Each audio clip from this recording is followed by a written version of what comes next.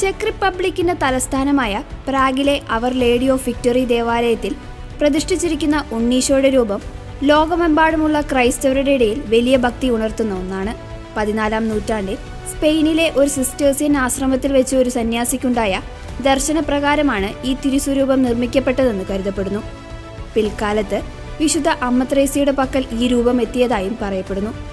1556-ൽ സ്പെയിനിൽ നിന്നും മരിയ മാൻഡ്രിക്വ എന്ന പ്രഭി വിവാഹ സമ്മാനമായി ഈ തിരുസ്വരൂപം പ്രയാഗിലെത്തിച്ചു. പിന്നീട് അവരുടെ മകളായ പോളിസേന രാജകുമാരി ഇത് കർമ്മലീത്ത ആശ്രമത്തിന് ദാനമായി നൽകി. ഞാൻ എനിക്ക് പ്രിയപ്പെട്ടത് നിങ്ങൾക്ക് നൽകുന്നു, ഈ രൂപത്തെ നിങ്ങൾ ബഹുമാനിച്ചാൽ നിങ്ങൾക്കൊന്നിനും കുറവുണ്ടാകില്ല എന്ന വാക്കുകളോടെയാണ് അവൾ അത് കൈമാറിയത്. യുദ്ധകാലത്ത് ആശ്രമം ആക്രമിക്കപ്പെടുകയും ഈ രൂപം ചവറ്റുകൊട്ടയിൽ എറിയപ്പെടുകയും ചെയ്തു. വർഷങ്ങൾക്കു ശേഷം സിറിൽ എന്ന വൈദികനാണ് കൈകളൊടിഞ്ഞ നിലയിൽ ഈ തിരുസ്വരൂപം കണ്ടെടുത്തത്. രൂപം കണ്ടെത്തിയ ഫാദർ സിറിൽ പ്രാർത്ഥിച്ചുകൊണ്ടിരുന്നപ്പോൾ ഉണ്ണീശോ പറഞ്ഞ വാക്കുകളാണ് ഈ ഭക്തിയുടെ അടിസ്ഥാനം. എന്നോട് ദയ കാണിക്കുക, ഞാനും നിന്നോട് ദയ കാണിക്കും.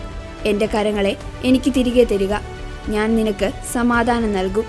എന്നെ നീ എത്രത്തോളം ബഹുമാനിക്കുന്നുവോ അത്രത്തോളം ഞാൻ നിന്നെ അനുഗ്രഹിക്കും. ഈ വാഗ്ദാനത്തിൻ്റെ അടിസ്ഥാനത്തിൽ ഒടിഞ്ഞ കൈകൾ പുനഃസ്ഥാപിച്ചതോടെ പ്രാഗ് നഗരത്തിന് വലിയ അനുഗ്രഹങ്ങളും സമാധാനവും ലഭിച്ചതായി വിശ്വാസികൾ കരുതുന്നു. ഈ ഉണ്ണീശോയുടെ രൂപത്തിന് നിരവധി സവിശേഷതകളുണ്ട്. ഉണ്ണീശോയുടെ രാജകീയ വസ്ത്രങ്ങൾ ഉണ്ണീശോയെ ഒരു രാജാവായിട്ടാണ് ഇതിൽ കാണിച്ചിരിക്കുന്നത്. ഇടതുകൈ ലോകവും വലതുകൈ അനുഗ്രഹിക്കുന്ന രീതിയിലുമാണ്. സഭയുടെ ആരാധനക്രമം അനുസരിച്ച് വിവിധ നിറങ്ങളിലുള്ള വസ്ത്രങ്ങളാണ് ഉണ്ണീശോയെ അണിയിക്കാറുള്ളത്. അത്ഭുത പ്രവർത്തകനായ പ്രാഗിലെ ഉണ്ണീശോയുടെ തിരുനാൾ ജനുവരി 14-നാണ് വിശ്വാസികൾ ആഘോഷിക്കുന്നത്.